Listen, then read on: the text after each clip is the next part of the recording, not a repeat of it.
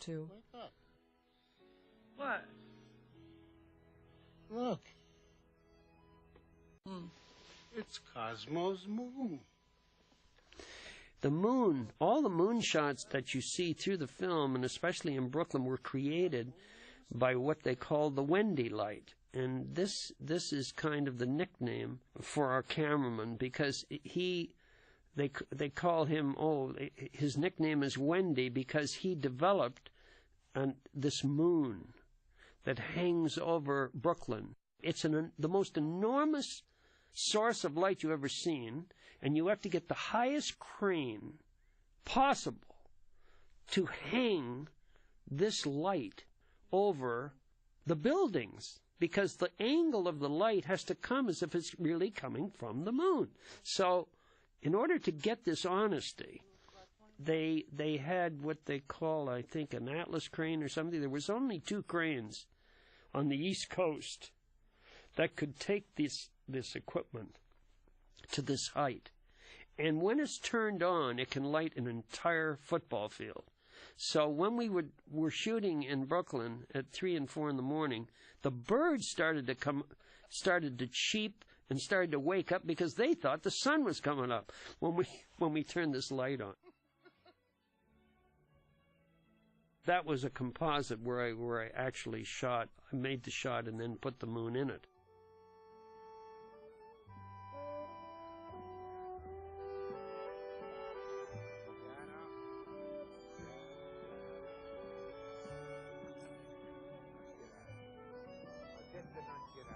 This we actually shot. We built a bit of a platform down underneath the bridge, the Brooklyn Bridge, and so you're looking back at Manhattan. So this is it. The moon, of course, we hung there, but I had so much moon footage. I mean, I was shooting the moon every night, and I would go down and shoot the moon from this angle. And then we could do anything we wanted with it. I'm sure MGM has a whole library full of great moon shots.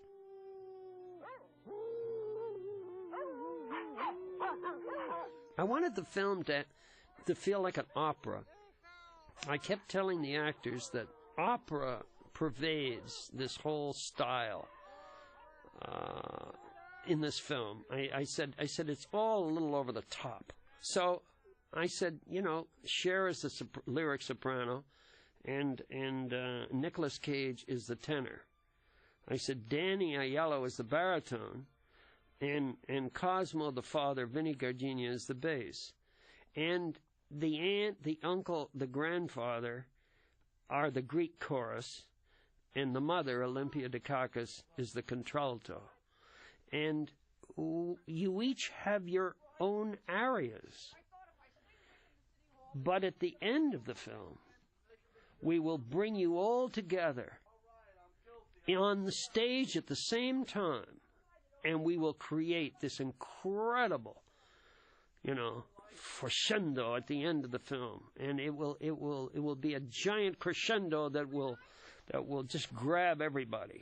When I'm in the closet and he's talking to me, and I'm trying to put my clothes on, and I was really trying to put my clothes on because Norman made me do that. And he kept saying, Cher, do it faster. You're not doing it fast enough. I said, I'm in a dark closet with all these clothes. I'm doing it as fast as I can. When I see myself on TV, I think of myself as a comedian. And I actually feel more drawn. My personality is much more drawn to drama than it is to comedy. It's just that's basically who I am in real life. This is one of the best moments in the picture was snap out of it when she gives him 2 slaps. People were doing that in living rooms. It's the best comedic moment in the picture because of the way it's built. I'll come to the wedding. I am telling you, you can't come. Not that everybody should know where they're going, but I do think that the flow of a story, in a way, cinematically should be seamless. When I refer to a scene having a button, what I mean is each scene, like a story, has a beginning, middle, and an end. In other words, each scene is constructed in such a way that usually the scene builds to a moment, and then you cut. This line here is what I would call a button. Where's the mat? Well, you gotta... Unfortunately, I believe that that line pulls you out simply because I believe that there isn't anybody in New York or its environs that doesn't have some idea of where the Met is. You know, I've seen a lot of movies and stuff where they portray confession as the place where you go to get beat up. And whereas this, does happen on occasion, I think it's much more, in other words, the thing that was most interesting to me in this film is let's describe how these things can work well. Once I slept with the brother of my fiance, and once I bounced a check at the liquor store, but that was really an accident. Then it's not a sin. It was Norman's idea to do the priest's hands, which I like very much. This scene in the church was difficult because in a confessional booth, there's such little light. I said to the cinematographer, perhaps if we just never saw the priest. I had a bit of a problem with the actor who played the priest because he got a little nervous when he saw the cameras concentrating on his hands all the time. And he was worried he was never going to be seen on the screen. So I shot a lot on his face, which I never used.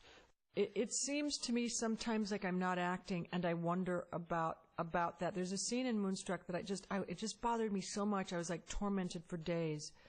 And it's when I come out of the confessional and I see my mom there. And I remember sitting down and I just could not get it at all. I just felt, you are so acting in this. This is so awful. You are so flat. And then I seem sometimes so without energy, and I could imagine if you were a director watching that, you would wonder, what's going to happen when I see these rushes, I couldn't feel it. I couldn't feel like I was doing anything. When I saw it, it seemed like I was doing enough. But they said the same thing about Gary Cooper, so.